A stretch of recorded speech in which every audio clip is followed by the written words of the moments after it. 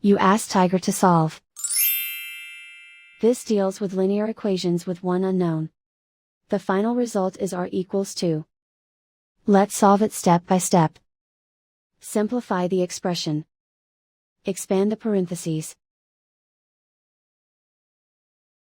Multiply the coefficients. Simplify the arithmetic. Group like terms. Combine like terms. Group all constants on the right side of the equation. Add 40 to both sides.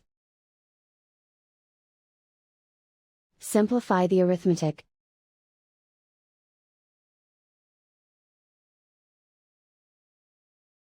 Isolate the r.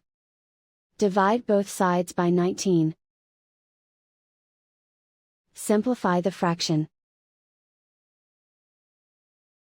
Find the greatest common factor of the numerator and denominator.